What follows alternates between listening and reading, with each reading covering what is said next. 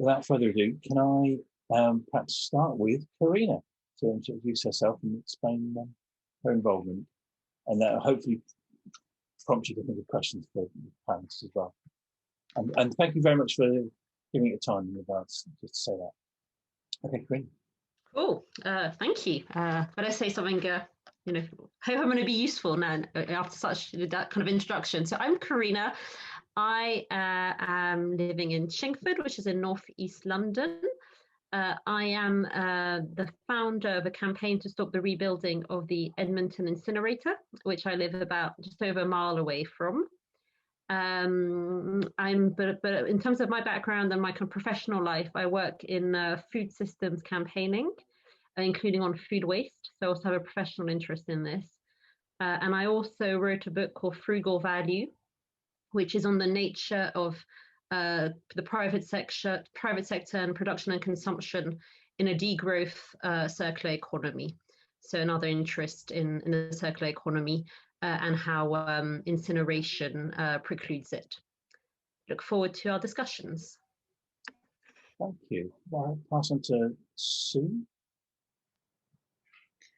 Hi, I'm Sue. I live about a mile from the Gloucestershire incinerator, and I've been involved in trying to stop it originally and then trying to stop it now once it's built for about 12 years. I'm a founder member of Community R4C, which we set up to promote alternatives to incineration, the circular economy, and to try and undermine the incinerator and get it closed as soon as we possibly can. Thank you. Georgia. Hi, my name's Georgia. I am a campaigner and was just in that film wrongly described as leading the campaign against the Edmonton incinerator. That is very firmly Karina's position as having founded the group that stopped the Edmonton incinerator campaign. And it was Karina that inspired me in coming along to an XR Enfield meeting to get involved in the anti-incinerator campaign. I am currently leading a legal challenge against the UK government over the exclusion of waste incinerators from the UK carbon emissions trading scheme, and also the fact that the carbon emissions trading scheme is way too big and won't actually create carbon reduction in industry for at least 9 years. So that is my involvement. I'm a grateful member of XR as well. Thank you. Thank you. And I think we have a token bloke with Andy Moore. Hi, hello, I'm Andy Moore. I used to be a campaigner in these issues, and there's a couple of elephants in the room which I think we ought to consider this evening. One is, and I think Andrew from Forest Dean put up a question there, what do we do with unrecyclable plastic? There is one brutal answer, which is we don't buy it. But another perspective on that was that, and Lucy said, well, this is a typical borough. Actually, there is more commingled collections than there are separate collections. But one of the things that's always exercised me is the fact that this stuff gets messed up by the householder if they put it in a wheelie bin, and it then gets crushed quite often in the back of the compactor, and then they try to recycle it. So the way in which it's handled in the collections, the way in which the householder is allowed or not to take responsibility for their waste as it moves out of their care is actually very big. And the waste companies make more money out of messing it up again and then pretending to sort it out. And I think there's no doubt that more commingling means more incineration, because you simply can't separate some things which actually were perfectly separate in the first place. So I thought it was a very good documentary, typical of Lucy Siegel, but I was a little bit disappointed about the recycling content, and I'm thinking, as far as this recycling bit goes, this documentary could have made 20, 25 years ago, the way they discussed it. Public perception and awareness, no one's put any time or money into that. Anyway, that's sorry, I've got me on my high horse now. That was a little bit more than I was anticipating at that stage, but that perhaps leads into one of the first questions I've got, certainly, which was, what was your main takeaway from watching the programme? I think Andy's given us a good dollar for that just there. But maybe start with Sue. You're one of well, I thought it was a very good summary of what's wrong with incineration.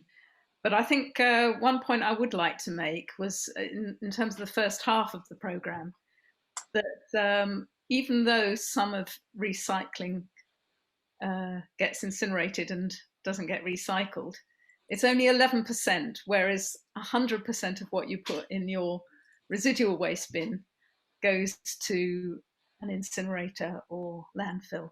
Therefore, it's definitely still better to recycle at home. And I was concerned that the programme might turn some people off and make them think it wasn't worth doing. So that was one point I wanted to make. And I think the other point is the carbon emissions point, which to me is so important, that incineration and its impact on climate change is the key issue, and we should really be, it's the wrong thing to do for the climate, and that's the main message for me. Thanks. Georgia. It's a bad question to ask me because I was watching myself, so highly critical. I think it's an interesting. I kind of sympathise with the programme makers because you don't have to be involved in the incineration debate for very long before it gets incredibly technical and very geeky very quickly, and a lot of people just switch off. So I do think that they need to get mass appeal for the subject. They need to put in, startling statistics and things that people might not think about that aren't very helpful for the message. And I think like that whole thing about your recycling is getting burned, I feel like they had to put that in as a bit of a hook that made it a little bit more interesting than just, all this stuff's going off to get burned that you put in your black bin anyway. So I kind of, this happened when I was talking to the researchers about the programme. They were really struggling to find the particular things that they thought somebody watching Channel 4,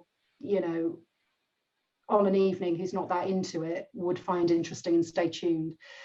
I don't know how other campaigners feel, but I feel like it's one of these topics that is so difficult to get people to care about, and I think I like the carbon emissions discussion because I feel like that's something a lot of people are aware of climate change now. A lot of people are aware as well, particularly now, about air pollution. And I think we could make quite a lot. I think that the incinerator industry has tried very hard to dismiss concerns about air pollution. And I think the opportunity that's arisen recently over the death of Ella Kissy Deborah, and her death in Lewisham in South London, where in fact there is an incinerator, is something that we really could as well be talking a lot more about now, because attention on air pollution, particularly our particulates and NOx, wasn't covered at all in that documentary. And I think that's something now that is very sharply in the public consciousness. Thanks. Karina? I think there's a few things I'll probably come back to actually in both, all the things you've said so far. So, Karina? Yeah, I can jump in. I think it is a difficult subject. So I think the documentary did a great job as a basic entry point. It didn't mention a few things in terms of social justice and racial justice. We know, of course, that incinerators are more likely to be located in poorer neighborhoods or in BAME communities, which is the case in Edmonton. That's something that wasn't mentioned, unfortunately. Something that struck me, the statement from DEFRA that was written out. I just have a note that says, that it's preferable to landfill for future generations to deal with. And I thought this was a strong statement and emotive statement from DEFRA, right? We don't want to be pushing this on our kids. And I think this really should have been very strongly challenged, because of course we're pushing carbon emissions on our kids through incineration and climate change, but also arguably we're destroying resources, right? We're destroying matter by burning it. So, arguably, and not just arguably, it may be preferable to store resources in well-managed landfills for future generations to potentially use. Obviously, using less resources is preferable in the first place. And I think this it could have positioned this kind of argument more in terms of intergenerational equity, resource use, and resource use reduction as well. But all in all, this is a half an hour, super complex issue, and I'm really grateful, to Lucy Siegel that she covered it. Thanks. Yeah, I must admit, it's one of these things that it is it's fascinating. I think Georgia mentioned you can get quite geeky on this. It's quite a technical thing. It's hard to sort of make it very digestible for people. But if I may, I'd like to just return back to that kind of topic: is how, given that the sort of numbers do prove this, how can that be changed in public perception? Because surely, incinerator people, they've got families, they kind of, they're going to suffer the same sort of fate as everybody else. But would anybody like to sort of answer to that as to how this can it be simplified to make it a bit more digestible for people? I don't know if that's a Georgia or Karina or. I'm happy to come in on that. I mean, I try to, when I'm talking to people about it, I try to use sort of simple analogies like, that the 48 waste incinerators that are operational create the same amount of CO2 as the whole of Manchester and Birmingham in a year last year, and it's when people get that fact, they think, God, all the housing, all the industry, all the transport from those two major cities, and that's just from the plastic that's burnt in the incinerators. That's just the fossil CO2. Now, when you think about the fact that there's 48 incinerators at the moment, although some of those are still in commissioning, and there's 100 incinerators, thanks to Tanya and Rem for the calculations, there's 100 further incinerators under construction or seeking planning at the moment. There's going to almost triple the number of incinerators in the UK over the next few years. And that when you start to scale that up, the 500 operational waste incinerators in the EU emitted the same amount of fossil CO2 as the whole of Portugal last year. And then once you're looking at that, you go, wow, and that's just from burning plastic, not even the biogenic CO2. So if you kind of can scale it like that, people go, yeah. And then also thinking about the fact that it makes a lot of sense from school chemistry when you go, okay, a piece of plastic is stored carbon. That is solid, it's stored, it's not decomposing, it's not going anywhere. Why are we burning it?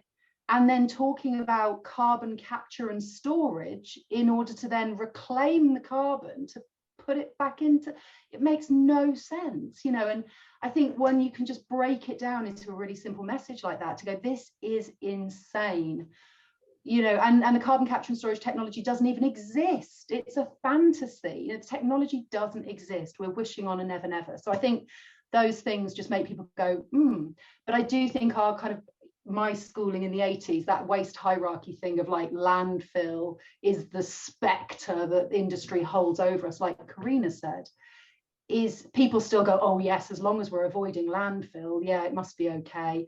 But that's not true when you're talking about plastics, as I've just mentioned, and as Karina was saying earlier, it's probably better stored in landfill for technology to deal with at a later date. Yeah, if I could just stop. Yeah. Sorry, I'll just jump in. I mean, actually, one of the issues is the greenwash that is by the industry and by our councillors, right? So you would have seen in the film, maybe you noticed, London Energy, the Eco Park, right? That's how it's built. London Energy is a rebranding of a company that used to be called London Waste, not super sexy. London Energy, sounds a bit better. And it's, the Eco Park, the cheek. And their slogan, to make matters worse, is powering the circular economy, which each time I see it, it drives me nuts, because actually what they're doing is stopping the circular economy. But you couldn't make this stuff up, right? So there's huge amounts of greenwashing. So of course they don't talk about the incinerator, they talk about the North London heat and power plant. Sounds pretty good, and it's going to be world beating, and there's always this discourse. And so it is complex to talk to people, because it's complex for people to understand this easily. There's this greenwash, an argument that surely if we're gonna be creating waste, surely it's best to generate energy from it, maybe, and the energy is low carbon and it's renewable. Obviously it's not, right? It's high carbon, as Georgia just said. It's not renewable. We need to keep on feeding the incinerators. But that's the kind of thing that people can push back on, because there is all this misinformation and greenwash out there. So certainly I have found that, speaking to people on the street, who've been living, where I live, in the shadow of the incinerator, it's been hard sometimes to make the point. People have either not heard about the fact they're going to rebuild it, or it's like, oh great, the incinerator's getting an upgrade. And it's like, so it is a tricky conversation to have,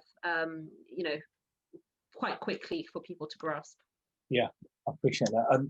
And I'm very mindful of the use of language and things like that, and the hiding of statistics.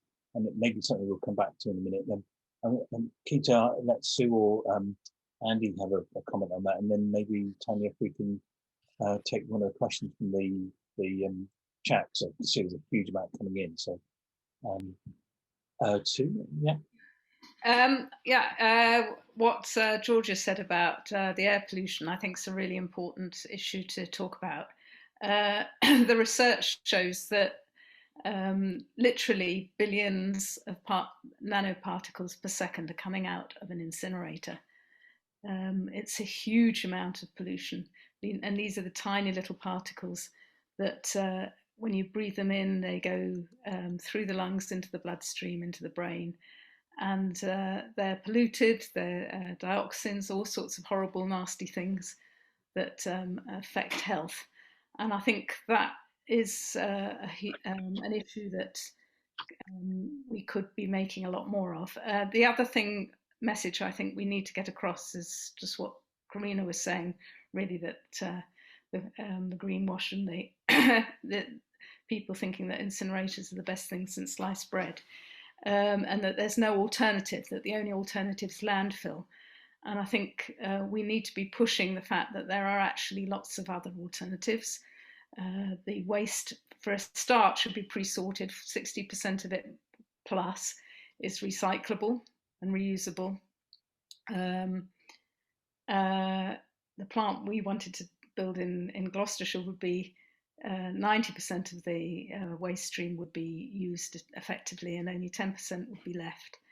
And there are also lots of other new technologies coming along that are making use of the waste, turning it turning the plastic back into hydrocarbons, or into things like garden furniture or whatever, fencing.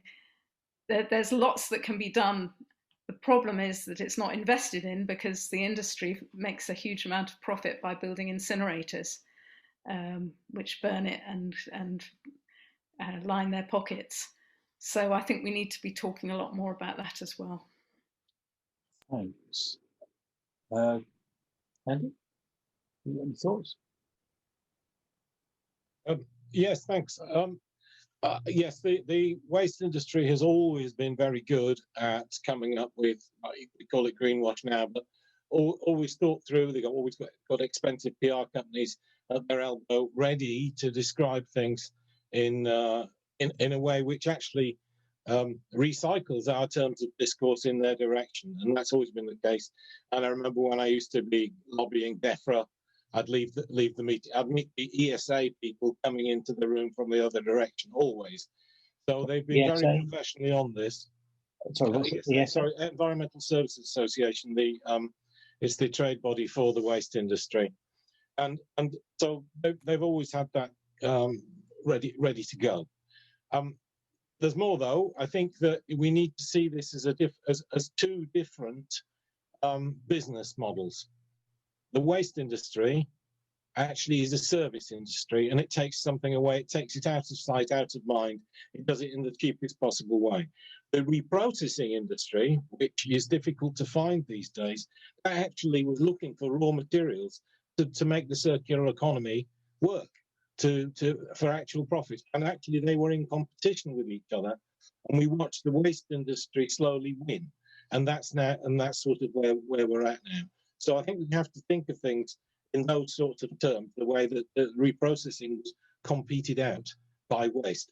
And the government could never tell the difference between the two industries. They were talking to the waste industry, but they thought they were talking to the reprocessors, and they never were.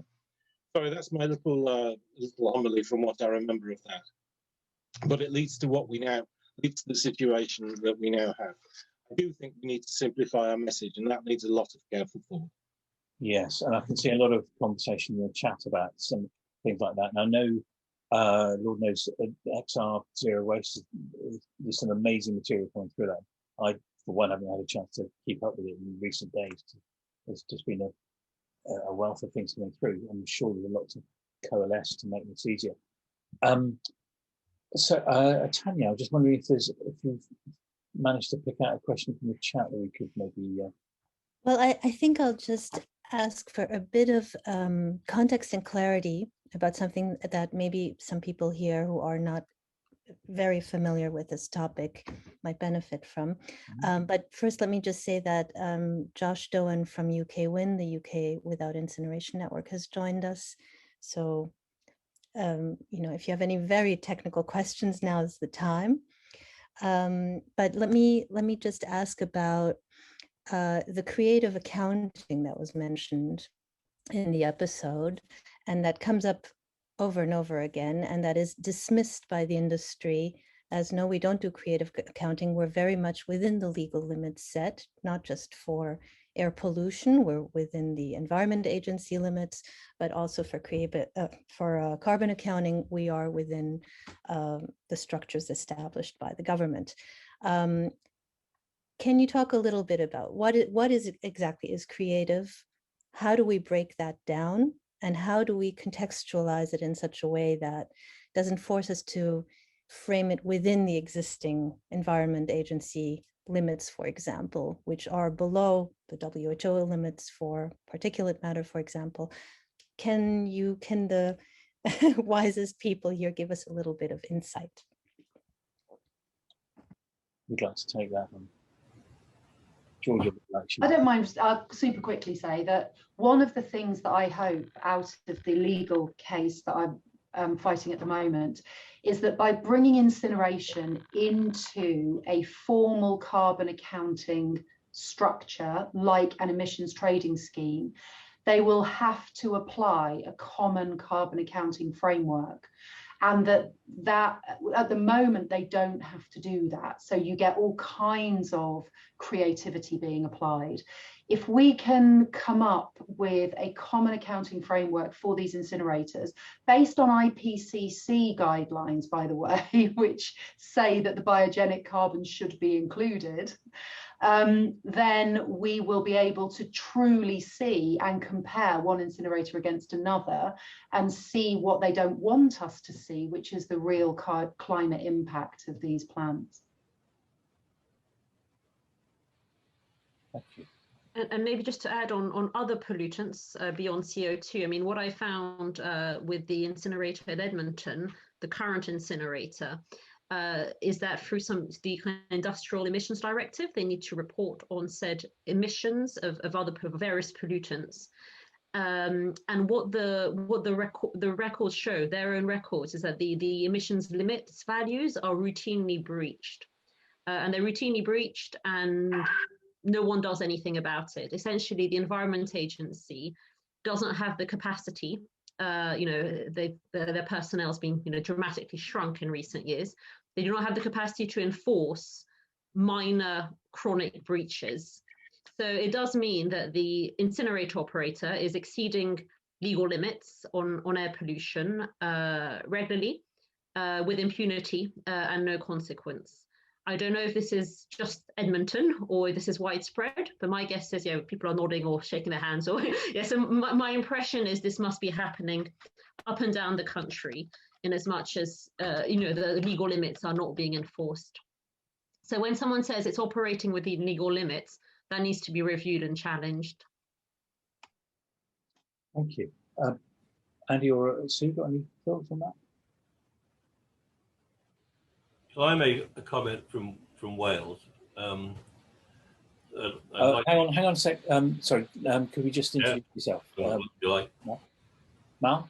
Yeah, you just introduce yourself for the benefit of everybody. Yes. Okay, I'm Mal Williams. I operate something called the Zero Waste International Trust. I used to operate KILF, the Wales Community Recycling Network.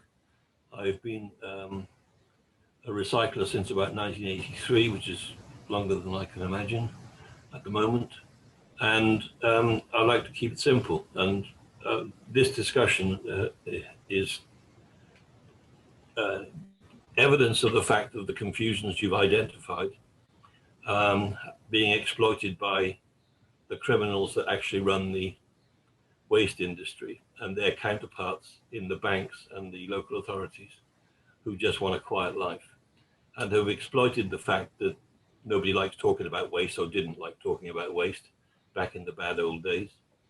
And until it became sexy, i.e. called recycling, and the National Association of Waste Disposal Contractors changed their name to the Environmental Services Association. Well, if that's not a greenwash to start with, and with raise your hackles, then nothing will.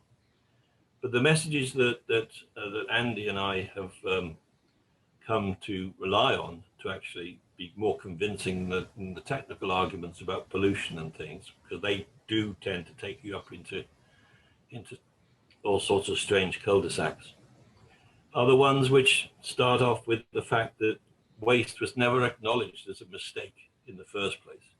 And it's a mistake we have all allowed. We're all responsible for it. And it was a mistake that was made in 1776 and there onwards, because we never actually said, what are we going to do with this stuff once we've finished with it? And everybody accepted the fact that you threw it somewhere, out of sight, out of mind. So we can't really blame the Cinderella industry, which we call the waste industry, who nobody wanted really to talk to, my old man's a dustman, etc., for actually, making hay while their sun shined, because they actually exploited that situation and became very good at getting stuff out of sight and out of mind and buried in landfill sites very fast. And it wasn't until the landfill directive was issued by the Europeans in 1996, 97, that anybody stopped and thought about what the hell are we going to do with it if we can't put it in a landfill site. And it took a little while for the waste industry to get the idea that, ooh, we can invest in incineration instead. But they lobbied hard to make sure that the incinerators weren't taxed to start with. They lobbied very hard. Yeah. And Andy and I were both there. And they also lobbied very hard when Andy and I helped with the reprocessors to run the campaign for real recycling, and I use the word real advisedly, to say that if you actually recycle properly, 93% of what's in your bin can be recycled. And I say that with full knowledge of what I'm saying. 7% of what's in your bin probably doesn't need to exist or shouldn't exist or should be probably redesigned or banned. But the other 93% are valuable resources, and the conversation that we should have is about the fact, as I think Karina mentioned earlier, we should not be destroying resources on a finite planet. Yeah. Are we mad? Yeah. We were mad when we created waste in the first place. It is a fact that only humans create waste. Yeah. So if only humans create waste, then humans can stop creating waste tomorrow morning, not by 2030, not by 2050, not by any stretch. And everybody has to be part of it. Everybody, man, woman, child, Chinese, Indian, right across the world. Because like COVID-19, we're not safe on this planet until we're all safe. Yeah, we've got to get our heads behind that. Thanks, Mal. I think we're going to have to, thank you very much. I appreciate the intervention. I know you're very passionate, clearly very passionate and very knowledgeable about it. And I think, certainly from an XR background, people would, there's a lot of waving hands. Well, just to finish, sorry, I'm going to give Wales a plug, whether you like it or not. Wales is at 65%. Yeah. Wales is at 65%. We have got zero waste by 2050 as the target. 7 of the 22 local authorities are not doing it right. The other 15 are doing it right, and we're improving by 2% every year. We will get to that damn 93%, so long as the politicians and the idiots in the way, the bankers, don't get in our way. Yeah. We'll get there. And you can help by making sure that all these incinerators are shut. Well, I think you're pushing at an open door in terms of wanting to get behind you on that. So I think, not I'm judging this audience. Well, there's no toll on the bridge anymore.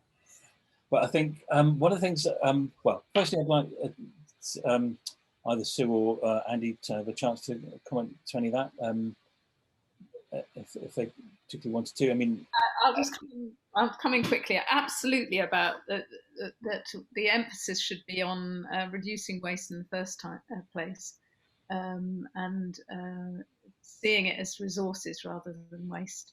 Yeah. I was going to say just a bit about the Environment Agency, but I thought Josh, if he's still on the call, might do it, because there was a report that UK Wind put out called the Particulates something or other, which showed how the Environment Agency was totally failing in monitoring all of this, and that in fact most of the agencies that should be doing it didn't even know what they were doing. But Josh might be able to talk to that a little bit better. Hey, Josh, are you here? Yes, I can see you here. You okay? Can we hear you? I can't hear you.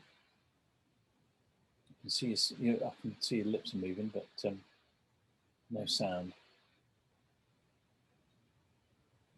Because I think, I mean, again, just whilst Josh sorts himself out there, I think one of the things that's coming through on the chat and is very evident, and this is okay, I think we had test. Oh, there we go. Yeah, okay. Is trying to get some of this information in more condensed format that it's easier to discuss. So I'll let Josh speak. We might come back to that, the role for XR scientists and how how people might want to consider enforcing some of this stuff. Yep. Yeah. So I mean, a little bit about the work the UK Wind did in relation to the Environment Agency. So one thing that the industry likes to talk a lot about is how they are monitored and how they have to report on their emissions and that sort of thing. And so we decided, okay, let's see what they're actually reporting and some of the things that they're reporting on. And one of those things was what's known as the pollution inventory, where the operators are supposed to report all emissions that are above a certain threshold. And what we found out is that a lot of the emissions that the industry was reporting to the Environment Agency's pollution inventory was actually not based on actual monitoring of what was coming out of the stack, but was all based on effectively estimates based on just, we assume that this is how much is being released, and then that's what they report. And so they have effectively what's known as emissions factors that they were using. And so nearly all of the figures they were reporting to the Environment Agency in the pollution inventory were incorrect. And part of that traced back to the Environment Agency guidelines, which said effectively you don't have to use real numbers. And so we raised that with the Environment Agency, and they said, yeah, maybe we should ask them to use real numbers, given that they monitor it, given that they say they monitor it, so we probably should actually ask them to use the real numbers. And so they did. The Environment Agency then did actually update their guidelines. But the question is, like, if that's been going on for years, why didn't the industry ask that the figures they should be reporting were based on real numbers if they were so concerned about transparency? Why were they so happy to report incorrect numbers year after year after year after year and talk about how transparent they are? And that mostly relates to just kind of pollutants. But then there's also a similar issue in relation to their reporting on CO2, where they could configure their emissions monitoring systems to monitor CO2 levels and how much CO2 is coming out of their incinerator, but they don't. And so all the CO2, so whilst the Environment Agency has required them to use more accurate figures for certain pollutants. I think like NOx and particulate matter that are bad in terms of air quality. The environment agency have yet, and I think that they're kind of getting there, said you should also be honest about what CO2 you release. And then like the question remains, if the industry cared, all the press releases about incinerators say how great they are for CO2. If the industry is so interested in transparency, why have they been going for years without monitoring it? It's like they don't actually want to know the answer of how much CO2 they're releasing. So they've not been actually monitoring it. They don't know how much CO2 they're releasing. Nearly every single thing they do is effectively an estimate based on their own assumptions on what they think it's emitting, when they could be giving us real data. That does seem quite extraordinary that they're not being held to account in that respect for all these figures. I don't know. I just wondered if I could just, thanks for that, Josh. I just wondered if I could get Andy to maybe bring in some thoughts on that around, the enforcement of this. What's going on? I can chime in with that one. I mean, I was talking earlier about the fact that commingling of the waste, domestic waste, and other waste, facilitates incineration, and it does. And actually, the same situation is true there. There is a law against commingling of material. It's very clear it stemmed from the transposition of the Waste Framework Directive, but it is not enforced. The Environment Agency, I have met them, and they have told me we do not have the funding or the facility to police that, to enforce that. And the government consistently underfunds the Environment Agency. We all know this, and because it's not interested in environmental issues. And so they get away with that. So it actually starts back from incineration. It's just a situation where the waste industry has been able to fly out regulations from end to end. I think I can see a finger from Karina wanting to come in. Is that right? Yeah, and Tom as well. Yeah, but just on, I wanted to pick up on a point that Tom made in the chat just before I forget, because I keep on forgetting to make this point in these kind of panels. But actually, obviously, we talk a lot about plastics. Plastics are a huge issue. We need to get rid of plastics. We can all agree on that. The point Tom made is that a lot of what goes into incineration is actually wet waste, organic waste, including food waste. And in many ways, food waste is arguably worse than plastics. We are using land to grow food that is never eaten. The environmental footprint of food waste is absolutely huge. A study the organization I work for did found that preventing food waste was at least 40 times more climate efficient than sending it to AD. So incineration would perform even worse. And what we're doing in terms of sustainable agriculture, when we put food waste into an incinerator, we need more plastics for it to burn because the stuff's wet. That's the point that Tom made. But additionally, we are losing the nutrients in the food that could be used for composting and displacing petrofertilizers and helping to transition to a more agroecological food system. And this is like an unknown tragedy that we are losing all those nutrients in the food. And I think this often gets forgotten in these conversations. So I was keen to make that point. This is kind of an unknown tragedy of, distracting us from food waste prevention and getting that kind of circular nutrient flow that we need for sustainable agriculture. Thank you. I think it's always a point worth raising. And I think, again, I think it was to Mal's earlier point that the waste being a thing in generally nature doesn't waste anything, whereas we seem to have manufactured it in ways. I'm just wondering, Tanya, I haven't had a chance to keep a track of the chat. If there was anything else that you... I'd like to just point out that there's a councillor here, Sid Phelps, who has responded to a post from Tom Jarman. I wonder if the councillor would like to speak a little bit to this point raised about the Environment Agency being toothless, especially given that apparently you used to work for the Environment Agency. What what would you suggest we focus on as campaigners in terms of changing maybe the legal and policy framework in a way that would give the Environment Agency some teeth? And what other comments can you make about this? Yeah, hi, thanks. Didn't expect to speak, but I do have strong views on the EA. I resigned because they were so ineffective, and that I resigned because I was an environmental campaigner and I couldn't achieve the desired effect within the organization. It seems slightly tragic, but to answer your point, I think it's down to funding. It's down to stack emission testing is not easy. It's not, you know, I used to be an environment officer testing water courses and actually inspecting waste sites in landfill sites. That's relatively easy. But emissions testing and getting up on those is difficult to do. So the agency used to, and probably still does, rely on, as Josh says, rely on a lot of self-reporting. And the self-reporting is not very good, to say the least.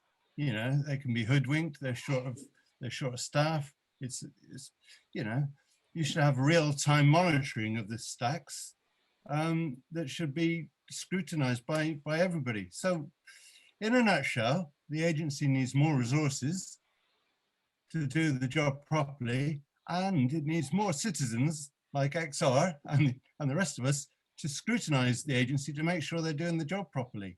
You know, the incinerator in Stroud, for example, I won't call it a waste energy from waste plant, which is the greenwash name for it, but the incinerator in Stroud that's just gone up, you know, we don't even know what the emissions are from there. I'm the environment portfolio for the Forestine District.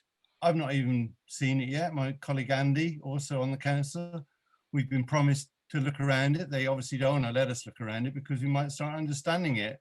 You know, we're making a few, sorry, somebody else online earlier said, you know, councillors don't understand, they can't get it. You know, to work that simple, there's a few of us who do get it, but we're in a very small minority. So, you know, we need better resources for monitoring and compliance, and we need more scrutiny of the people doing that. And obviously, we need to undermine the incineration industry so that we can get proper recycling going. You know, that's a common theme tonight, so we all know that. Yeah, I think so. Thanks for asking.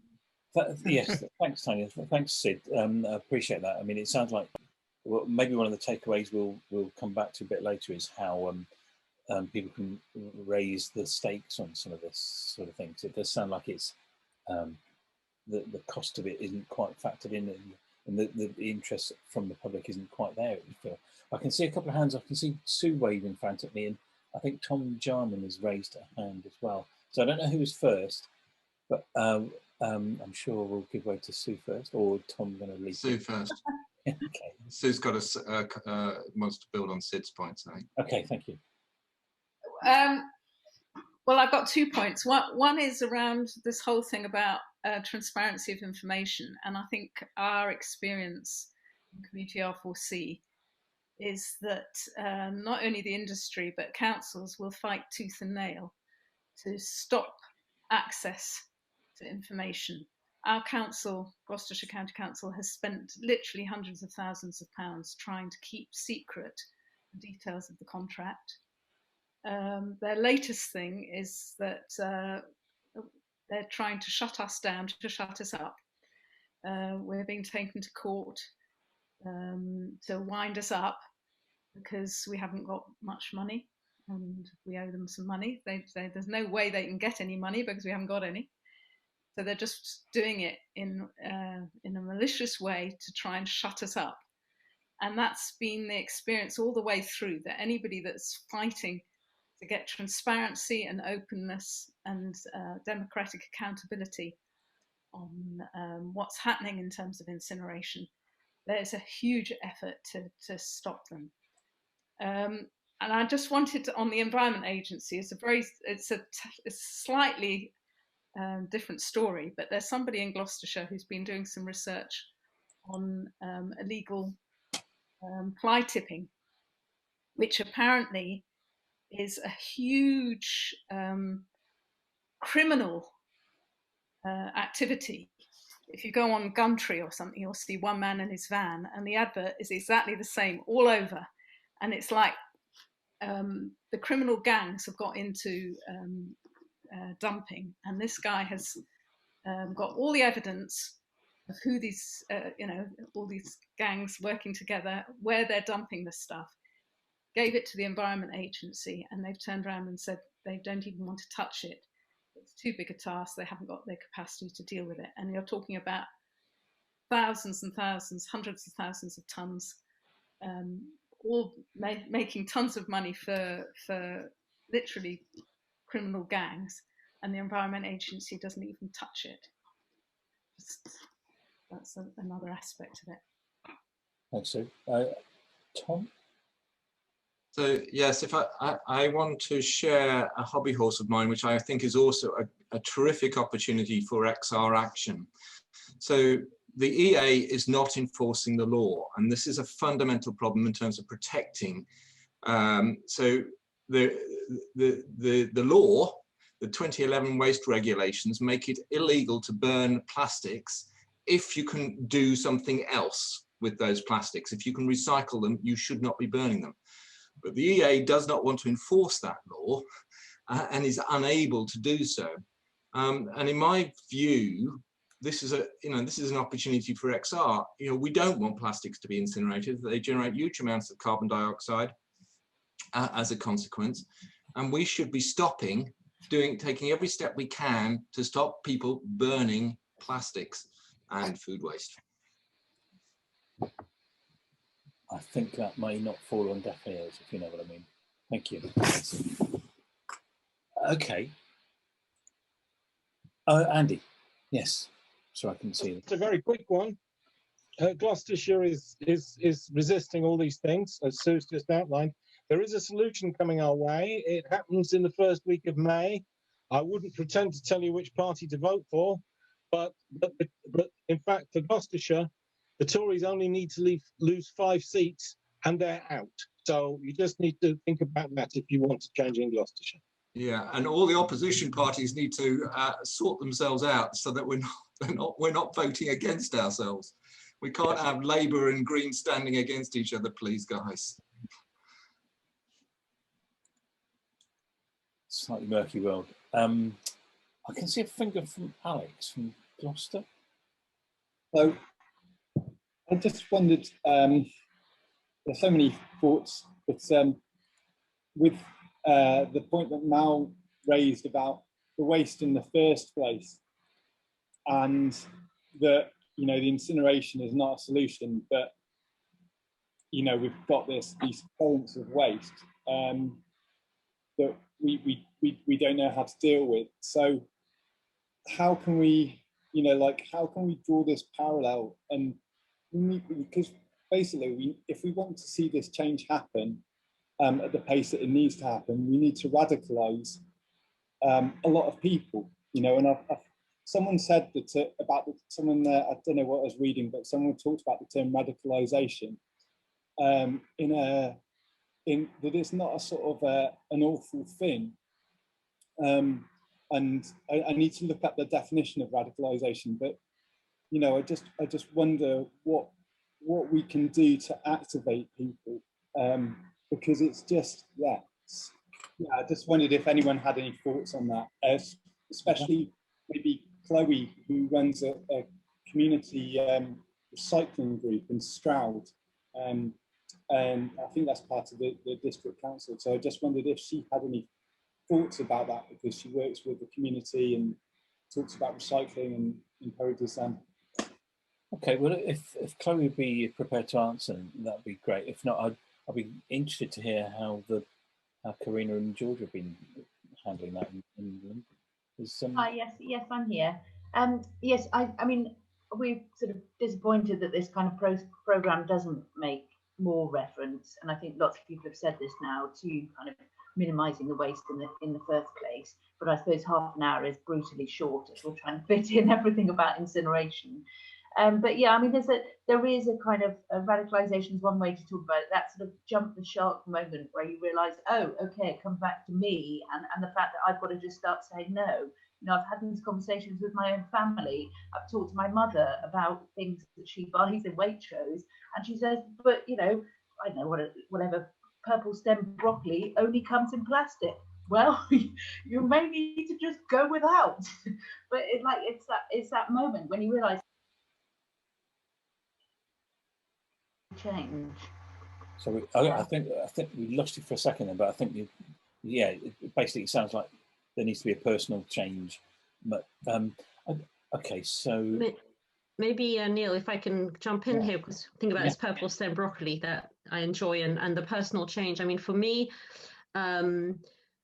it's not practical to think about behavior change across the board. You know, I work in food campaigning and I'm anti-incineration campaigner, and yet there is no escaping the fact I need to shop at Tesco, and I wish I didn't. But you know, in terms of most people, it is very hard to shop your values in the UK, right? The supermarket system, obviously, what are the 90%? You know, I think it's the 90% of the market is controlled by 5 outlets.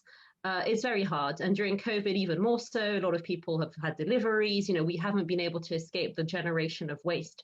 And for me, the way to kind of radicalize people around this issue has been really talking about the privatization of profit and the socialization of loss in this context, and think about what the incinerator does is it enables and facilitates the business model of the supermarket.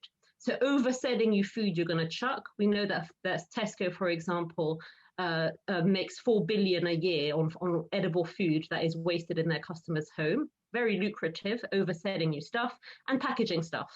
And so I think thinking about it like this, that, you know, if it weren't for incineration, the supermarkets, the delivery companies wouldn't get away with these kinds of business models that are inherently wasteful.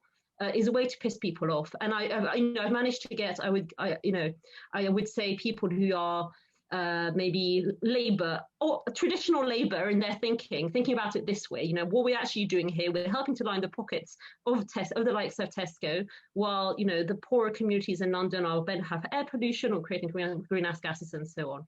So it's really a question of, you know, incinerators enable the kind of the growth-based and the consumer economy, in my view, and you know, that's the way to think about how it fits into the structure of this economic system we need to change. Thank you. Roots go deep. Georgia, any thoughts on? I think I really feel like the air pollution issue, you know, I mean, obviously my campaigning angle is the climate change issue, because I think we've got to go and pincer maneuver here, you know, and like get it on as many different angles as possible.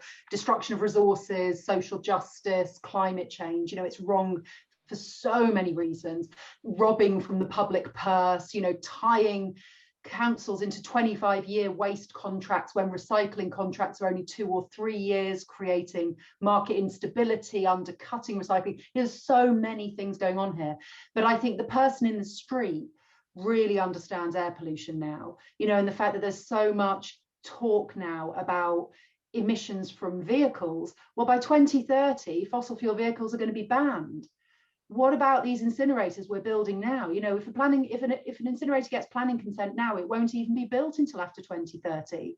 So these vehicles, you know, strong action is being taken to reduce emissions from vehicles, and yet we are still granting planning permission to these incinerators that are pouring the same pollution out into our atmosphere that has now been proven to have killed a child in South London. Exactly the same stuff, you know, particulate matter and nitrogen dioxide, the same pollution. So people, I think, are now starting to see why is that, you know, within the Edmonton incinerator plume, we've got dozens of primary schools. We've got the Lee Valley Athletics Training Centre where the Olympic squad trains. You know, we've got all these people breathing this stuff in. And now that Royal College of Physicians and the Ella Kissy Deborah campaign are all coming out about air pollution, particularly in the era of COVID, and our understanding about respiratory illness and vulnerability. I think these are messages we can really jump on, that people they get it. It's a selfish thing. It's like, I'm breathing this stuff in, my kids are breathing it in, my kids are getting asthma. And these pollutants are not just aggravating existing asthma, they cause asthma in people who did not previously have it. And so that is something that is really worrying for a lot of people, I think. Thank you. Does anybody else like to come in on this one? Or I'd like just to add to that by saying this argument, just the one that Georgia has just made, has been made right down the line of my first time I got on a stage to talk with Vivian Howard about the particulate matter being more important than the CO2 and all the rest of it, because A, it's undetectable, and for me it's far more toxic. It's nanoparticles of plastic. And that was back almost 15, 20 years ago. And yet the enemy, if you like, within isn't in the waste industry. The enemy within is actually in the banking sector. It's actually in the venture capitalists who are looking for ways of making money and seeing massive public contracts going, as arranged by Reagan and Thatcher. Thank you very much. So that all the public money we're going to be putting into dealing with waste is going to be put it into, as you say, the 25-year contract that are extendable to 30 years, and they're always built on the basis of being commercially viable. And yet they look around for subsidies from local authorities to sign up to 25 years of supplying X thousand tons a year, and they call them fresh air clauses in the contract. In other words, even when they're not supplying, because they're recycling, they still have to pay as if they are recycling. That's the nonsense of it all. So, I mean, you know, I'd like to go back to what I said originally. Keep it simple. Say we don't need incinerators in the first place. We should not be destroying resources, especially with climate change really looming hard and COP26 at the end of this year. We should be saying we should stop all these now, not slow them down, stop them now, because it's a mistake. Just like waste was a mistake. What you mean, stop the incinerators down, or just stop them, shut them all down tomorrow morning? Okay. Well, I guess that was actually one of the questions I had, and I'm probably going to direct this at somebody who's waving overly enthusiastically at the moment. So it may be, so I wondered if Sue would maybe like to talk to the thought that someone like Champion Park has been built. You know, it's there now. It's sunk cost. It's you know, surely that's it. You can't do much about that. There's no way of improving it or anything like that. And how do you respond to that? Slightly devil's advocate question. Take the fire out and make it into a garage. Well, firstly, the myth that this is kind of cheaper than landfill. It's the budget, when the incinerator came online, the budget for what's called residual waste went up by £8.5 million, which was like 50% increase that year. So it's costing us massively more than alternatives would. Secondly, we found out through looking at the contract, which has been an arduous and difficult process, going through freedom of information tribunals and high courts and what have you. We found out that the contract was let illegally, didn't follow procurement law. And that does give us the opportunity to go for it. It means that the contract, the money that they've been given by the council, it is illegal state aid. It wasn't a contract that was done under fair competition in the market. It was agreed without market pressure. So we can get that money back. If we can close the incinerator, we could get up to £150 million back from the operator to the public purse. But I think really it's very easy for them to hide behind the cost of it, or the cost to the future in terms of alternatives would be cheaper, the cost to health, the cost to the climate.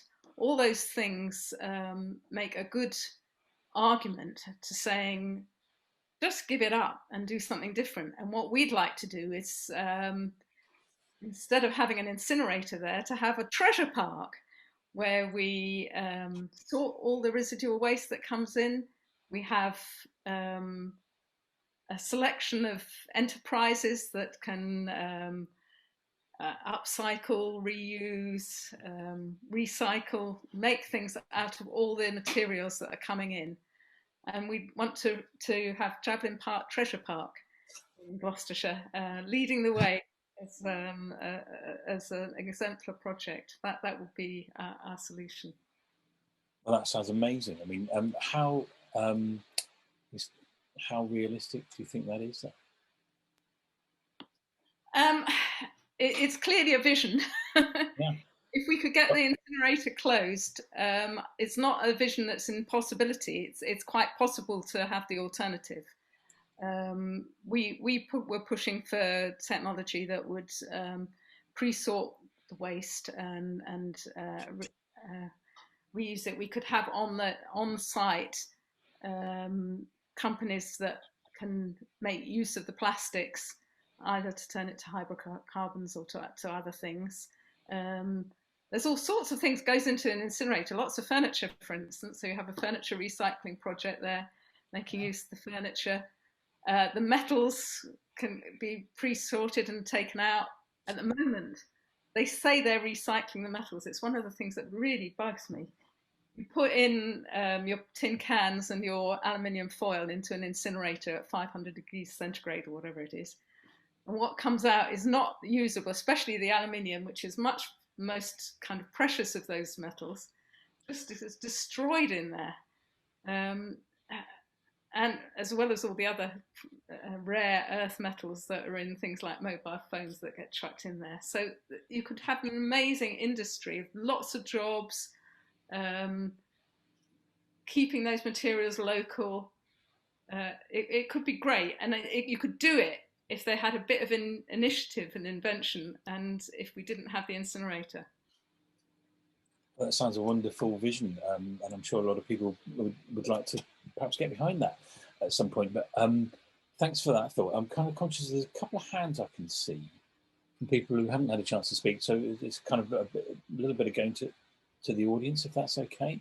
And I couldn't tell which was first. Was it Maren or Claudia and Pete? I don't know who would claim they had their hand up first. Yeah.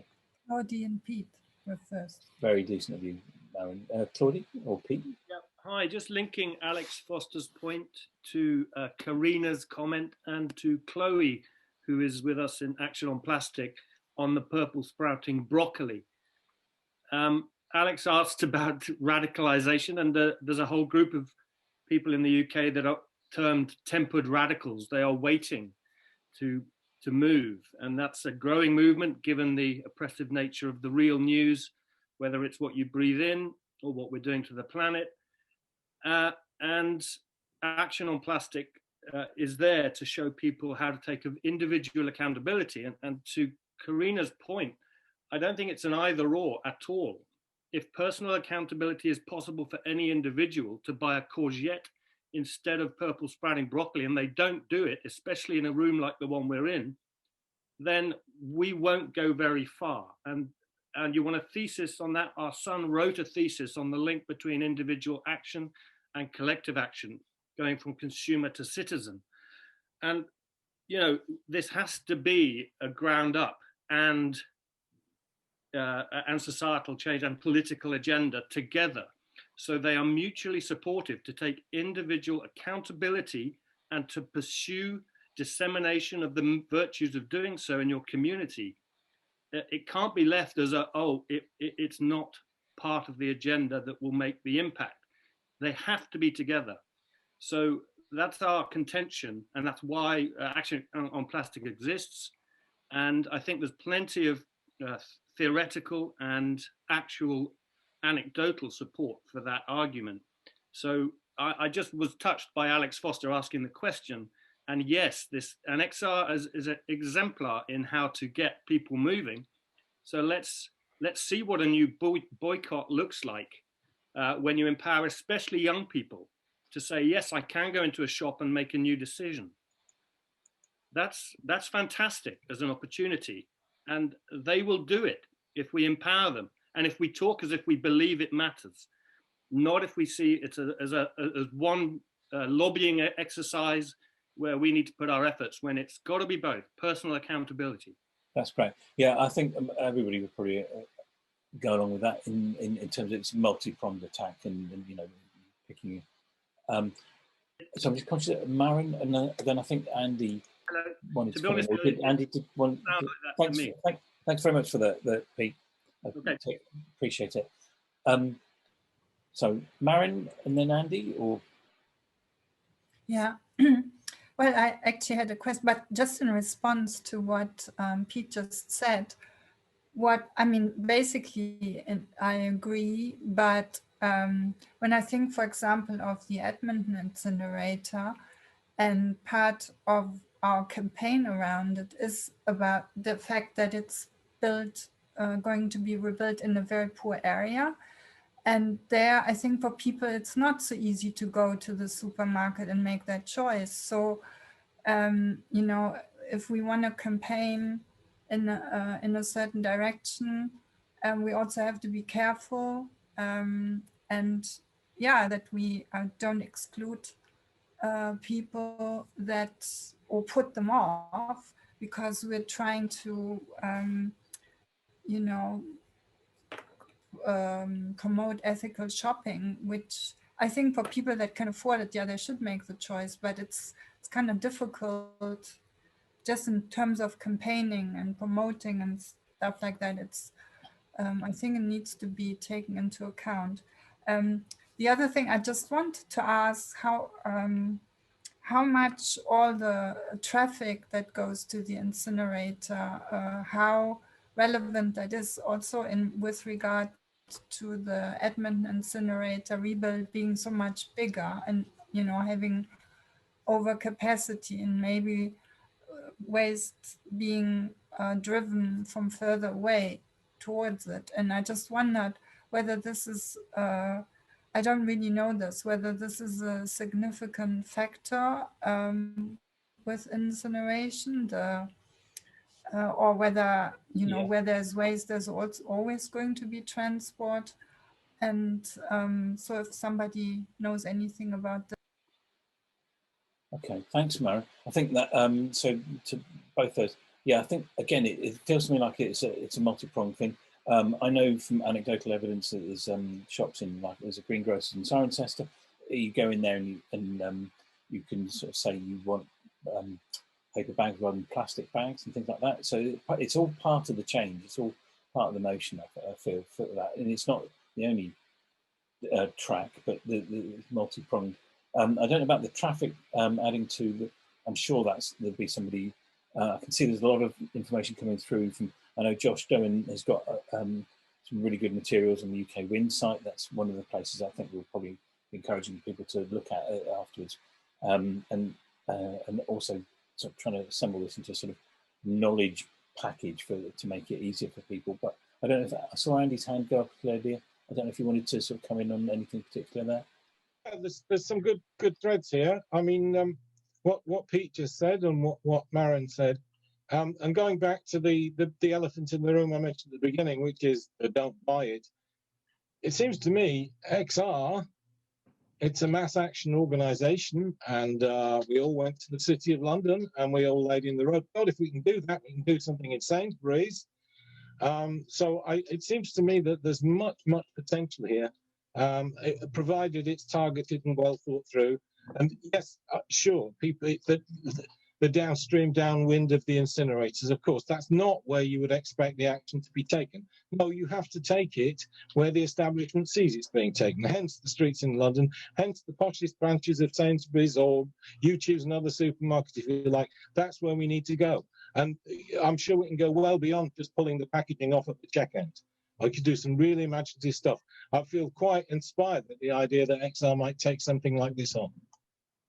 Okay, great, thanks for that. And I recognise it's not just XR tonight, but I think to that consumer to citizen motif, I think that's very important for all of us in all sorts of ways. So I think that's really something we'd like to build on. So I can see Tanya would like to come in. Like to hand over. I just wanted to note on what Andy was saying now, that there is momentum and we could mass mobilize, that there is already a conversation that has begun within XR. I personally don't think we should limit it to XR, and it will probably revolve around some sort of national day on which we all do some sort of actions. One action or a multiplicity of actions.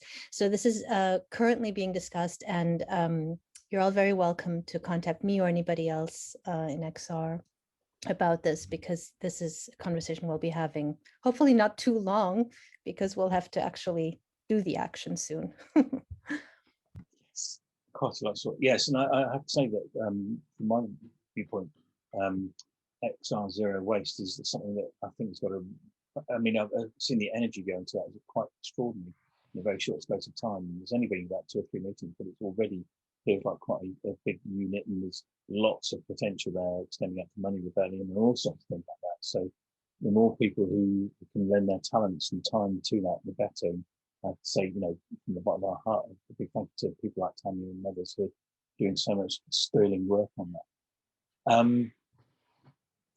Right. Okay. Wow, there's quite a lot. I mean, I don't know.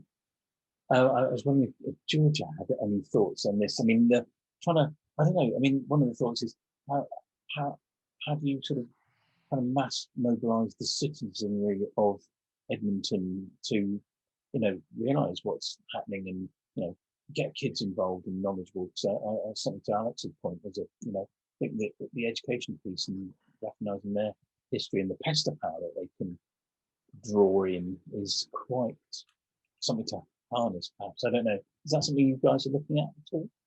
Or is it you concentrating elsewhere?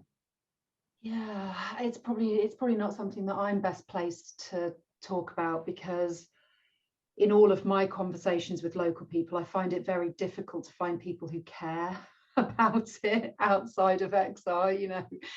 And it's almost that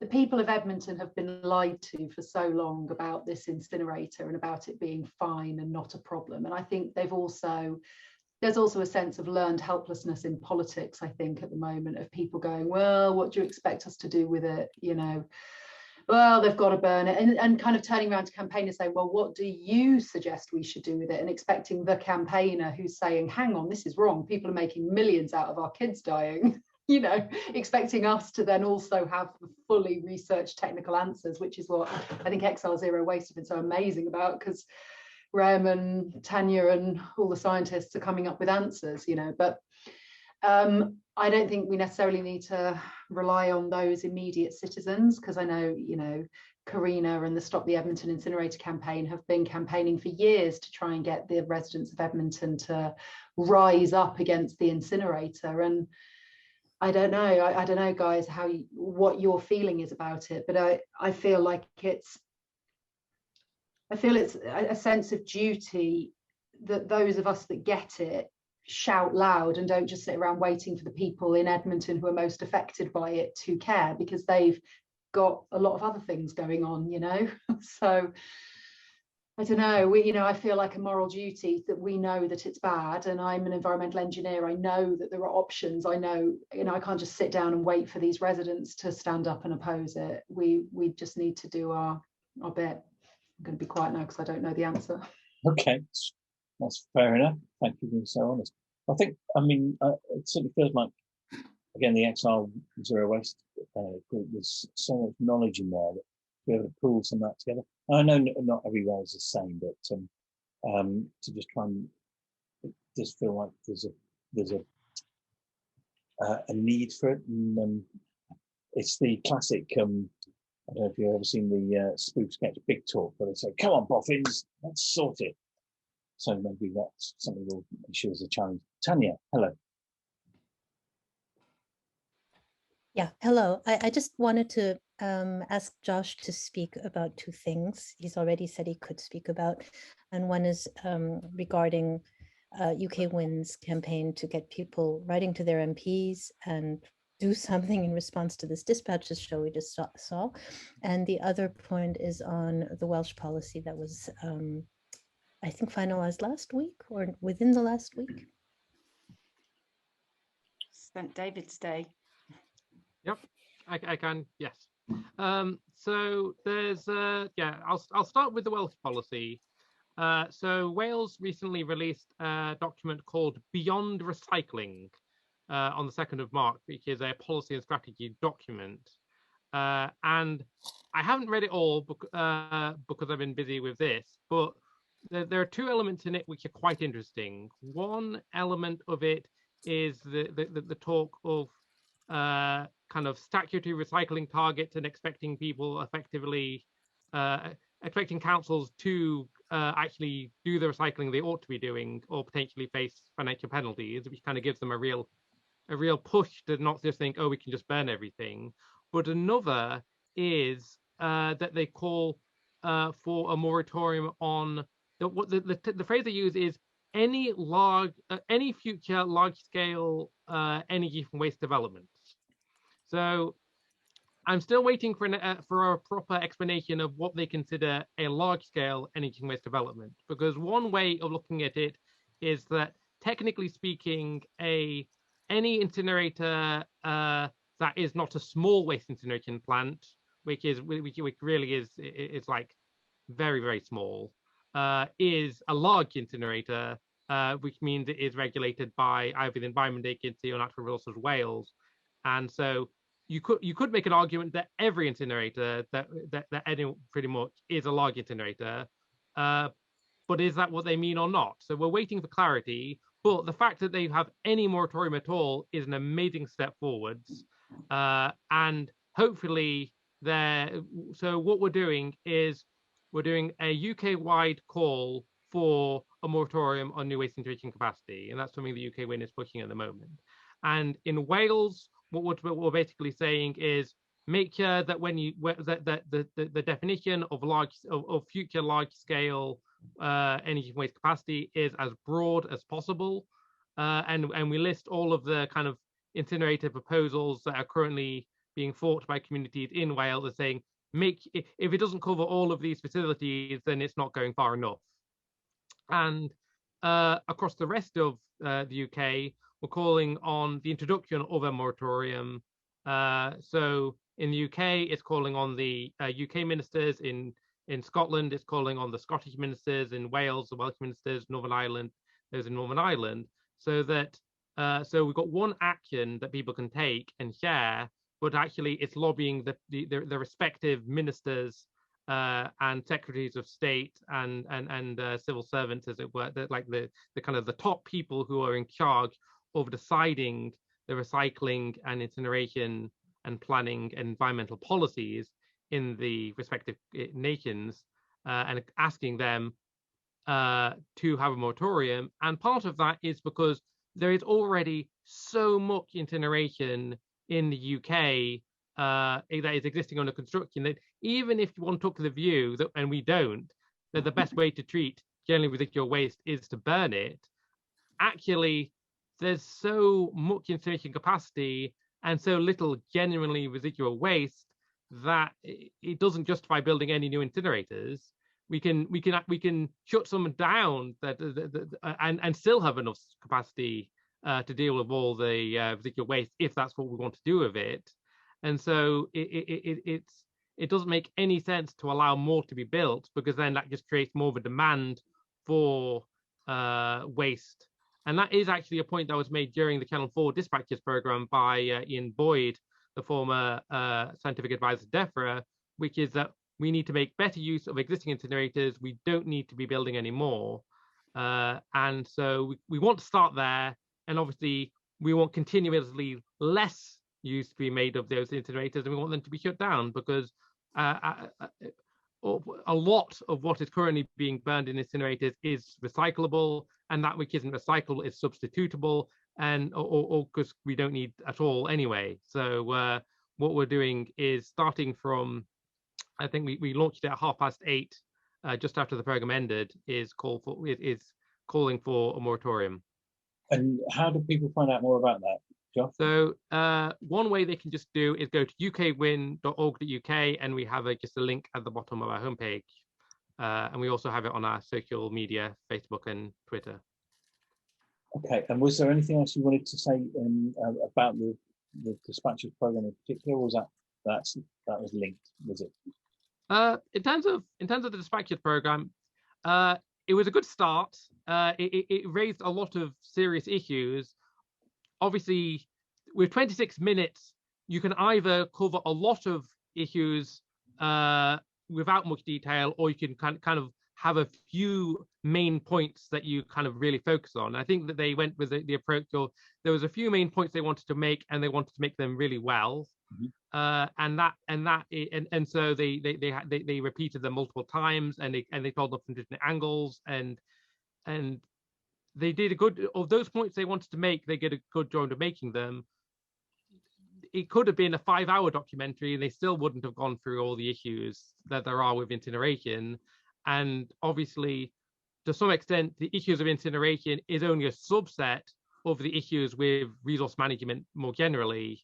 And so, to some extent, the conversation could start with incineration, or the conversation could start with the circular economy and then move into incineration as one of the barriers. But they didn't have time to. I think that would have been more than 26 minutes, as it were. Much as we're just about on time as well. Yeah, I think it's going to be really worthwhile another watch of that program. I must admit, I'm probably going to have another look through in a slightly less frantic mode, but I'm very conscious of time and the fact huge amount of people have put a lot of effort into tonight. I just wondered if I could maybe finish up with asking the panelists if there was very briefly, in one sentence or two, if there was one thing, one thing, just be that when people wake up tomorrow morning and remember about the program, what they'd like to be inspired to do. So maybe if I come to Karina first, what would you like people to wake up in the morning and think, do you know what, I'm going to do this? For you guys all to do, or for me to do, or both. Yeah. I mean, I think we just really need to all really internalize the fact that we cannot solve this climate crisis, and we cannot avert the mass extermination of species without getting consumption under control and reducing resource use. And we cannot reduce resource use while we have a thriving waste sector in the UK in the form of incinerators at landfill. So this is consumption is a climate issue, it's an extinction issue. And therefore all this kind of energy that we all have wearing our different hats on work on climate, we should be having that same kind of energy towards waste and consumption. Thank you. Andy? Thanks, yes. Well, I'm tempted to say that the carbon tax that Georgie was talking about earlier, but one of the reasons I got into recycling in Bristol, where Friends of the Earth were doing it, was I liked the idea that we were going around everyone's house, at regular intervals and delivering an environmental service, because I thought, well, even if you're not particularly into recycling, it shows you that you can do something. And somewhere along the line, I kind of feel that that's got lost. And I'd like to think that people were going to reassert control over that. And that probably starts with their consumption, as we've been discussing. But packaging is a great place to get hold of the problem and pick it up. Thank you. Georgia?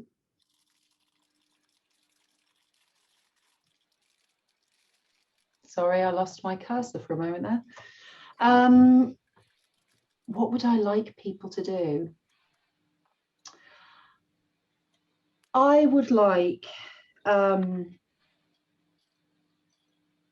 would just like some more thought about where does this stuff go? And I thought the point was made quite nicely in the documentary about you stick it in a bin, the lorry comes and picks it up, and it just disappears into the ether, and I think these sorts of documentaries are I think they alert people to the the stuff, you know, there's those stages, isn't there? There's like the unconsciously unconscious or consciously unconscious and all that stuff. So you go through the stages until finally, you know, you get it. But that people don't know what they don't know. And I think so many of my friends who I thought were well educated in this stuff, you know, when I start talking to them about incineration, they haven't got a clue. They didn't even think, where does my black bag waste go? It didn't even occur to them. So I just think that these sorts of documentaries, I hope it inspires people to think a little bit more and go, yeah, we are consuming masses of stuff. Where is it going? And starting to notice the newspaper articles, notice the campaigns, you know, notice. And I'm hoping that the more I talk about the Edmonton incinerator, people who live in this area are going, oh yeah, I've heard something about that. And it gradually just comes into the consciousness that, you know, who would have thought that veganism would have taken off so quickly recently, you know, and suddenly everyone's talking about red meat. And, you know, there's something in the air, isn't there, that kind of people don't know. I know Mal was talking earlier about, we've been talking about air pollution for decades. We've been talking about climate change for decades, but it was really only when XR stood up and took action and shut down the cities that suddenly it became much sharper in politicians' minds. I think there's a zeitgeist at the moment around waste, and I think people are really starting to think about it. I just want us to keep up the pressure, like social media, you know, writing to our MPs, writing to our councillors, writing pieces in local newspapers, and just trying to get people just thinking about it. Thank you. And finally to Sue. Well, following on from that, we've got an election coming up in May. I think we need to make waste and incineration an election issue. And I think we can all write to our councillors, our MPs, our local political parties, and ask them what they're doing about it. It's an opportunity, get it out there. And just finally, for those of you in Gloucestershire, if you're not already subscribed to Community R4C, tomorrow morning, click on our website and subscribe to our newsletter and support us. Nice plug. Well done. Good skills. And I'm sure that goes for all the other sites as well. So, Tanya, was there anything you'd like to say? Well, maybe I should do the same with XR Zero Waste. If you're interested in joining us, then please visit the website and sign up. It's xrzerowaste.uk. And I'll put it in the chat as well. Please do. I better have a look at that as well. Great. Well, thank you so much. We are kind of out of time, really. I don't know about you, but certainly been quite an enlightening evening. Some of the stats about the plastic fuel being the equivalent of Manchester and Birmingham, I think was fascinating. And the whole evening, I know it is a complex subject, but certainly for one who knew practically zero about this, you know, a few months ago, I have to say thanks to Tom and Sue for sort of being very patiently educating myself and other people to great effect. I think we in XR Gloucestershire we have kind of latched onto this a bit because you can see it tapped into so many issues, and dare one say it if Warren's allowed to, we've had quite a lot of fun doing it, and we've even managed to get Tom on telly for with a sort of a waste monster behind him, roaring outside the Shire Hall. So it's all good stuff, and hopefully we move the Overton window just a little bit, if nothing else. But I think XR Zero Waste is going to be it's certainly quite a force, and I think some of the panelists have said it does feel like there's a sort of coalescence of these sort of things, because there needs to be. I think anybody on this call would recognise that. So if I can maybe just say by thanking the panelists very much, especially some people who've been kind of corralled into this at very short notice. And thank you so much for Tanya for being very game and helping put some of this together and cope with all the craziness that goes on behind the scenes as you've done these things you've made. Thanks very much to the audience. I'm going to see if I can get you all onto gallery so you can all sort of wave to each other and sort of recognise each other for the next time, because I'm sure there'll be one or two next times when we all kind of bond together as, you know, decent, honest citizens who just feel like we ought to be doing something. So, thank you, Neil. Well coordinated. Yeah. Thank you very much. Yes, it's been a pleasure for a bit of a roller coaster ride, but we've done it before. We'll do it again, and I'm sure we'll do it bigger and better. So hopefully we'll make this recording available to you. We've got your email addresses. If there's anything else that we have for follow-up, we'll kind of let you know. And yeah, UK Win is the place to go, and XR Zero Waste. You heard it here first. So thanks very much again to everybody who's contributed. Can I just jump in for 1 second? One thing I should have said, in the morning I'm launching the campaign video for the legal case, and it is gorgeous. Like, I've had some amazing young Black woman from South London has written a poem. She's so talented, like street poet. It's just beautiful. I'll send you the link now. You've got a sneak peek. There's a typo in it that I've got to change now, but please share it. You're going to pop that in the chat now. Brilliant. So that's some of your homework. So that's what you can do first thing in the morning and get ahead of the crowd and yeah, do some good stuff. Right, we'll see you again. I'm pretty sure of that. Thanks very much. Bye for now. Thank you. Bye-bye.